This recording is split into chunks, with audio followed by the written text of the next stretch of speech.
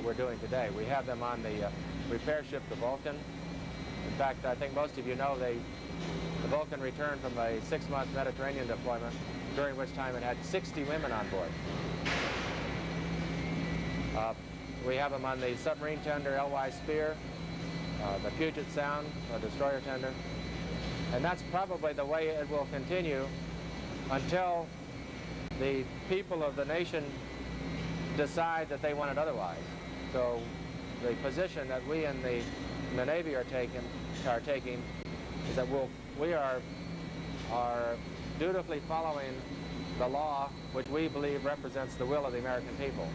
If the will of the American people changes, and the American people indicate through their elected representatives that they want women to be assigned to combatant ships, we'll do it right away. But at the present time, we're not trying to force the issue or engage in a big campaign to have the role of women in the military enlarged. We're just dutifully following the law and what we believe to be the will of the people.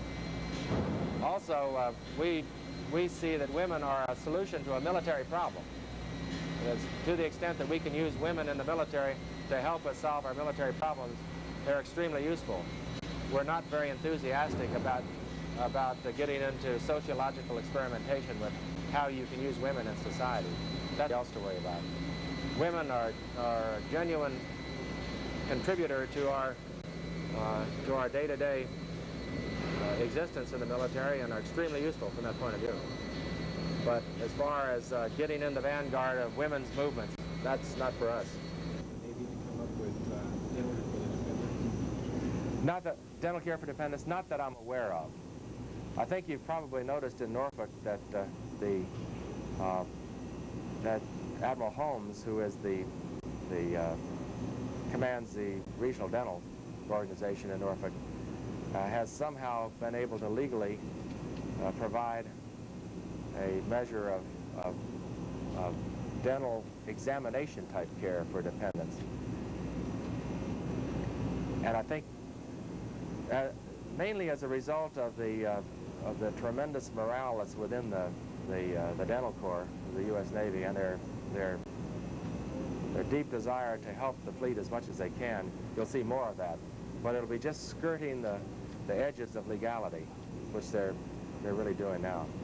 But as far as the Congress coming up and saying we're going to make dental care a new benefit that we'll give to the men and women in uniform, I don't see that occurring. Thank you for spending part of your afternoon with me. Thanks for taking this time with me this morning. And I do appreciate the candor and the wisdom of your question. All good questions. I wish I could have better answers for some of the more difficult ones, but I can assure you that we will keep working on those problems which you've identified, and one way or another we will do those things that are necessary to make your life satisfying as a member of this professional organization. By that time, something new will have developed, and we'll have to start working on that. We don't even know what those might be. Thanks again.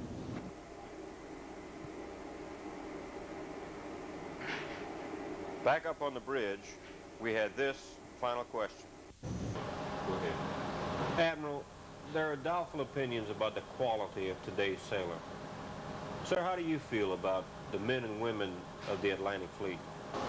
Chief, I was asked that same question at the time of my appearance before the Senate Armed Services Committee.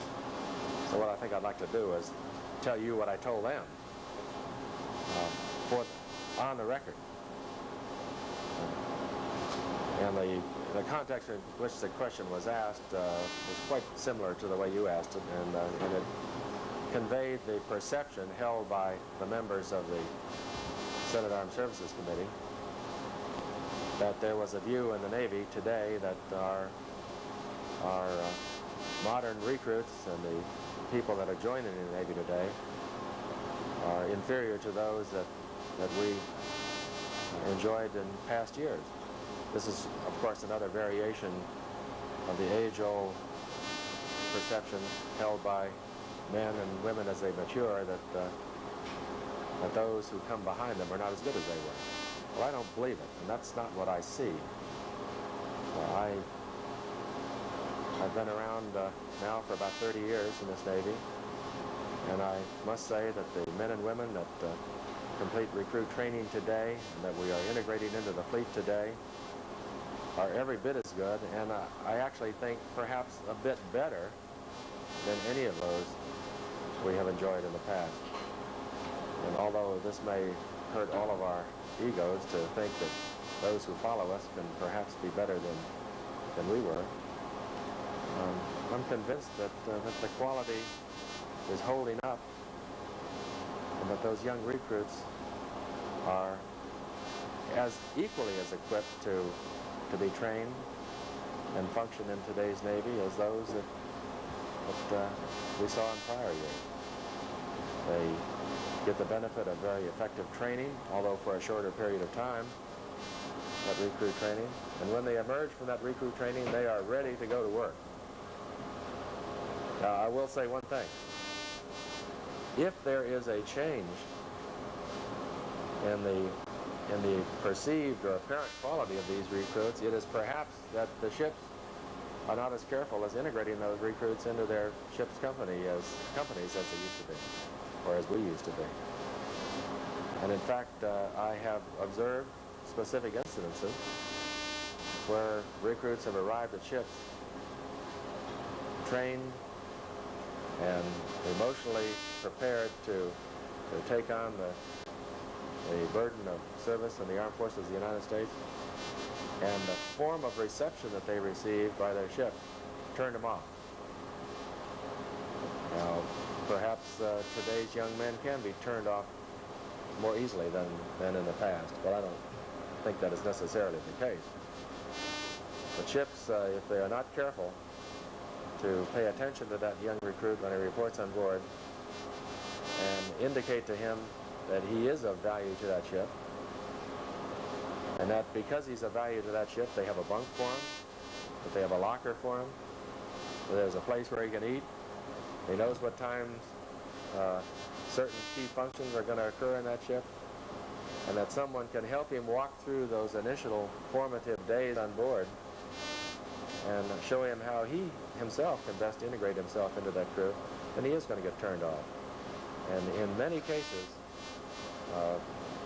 our desertions and our behavior problems are a direct result of carelessness on the part of the ships and organizations of the Navy in taking that young man that is so well equipped to handle his duties in the Navy and not helping him make that transition from training, from dependence upon his company commander at recruit training to a card-carrying member of a ship's company who begins to take care of himself rather than be helped each step along the way.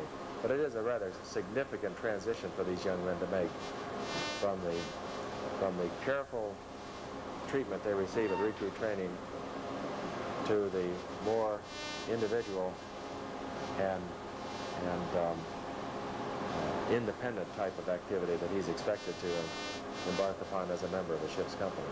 So if there's any change, that's the change. Our carelessness, perhaps, in integrating these young recruits into the ship's company. But as far as quality goes, the quality is there, and I'm proud of it. And I'm very happy that that quality is there. Admiral Train, thank you very much.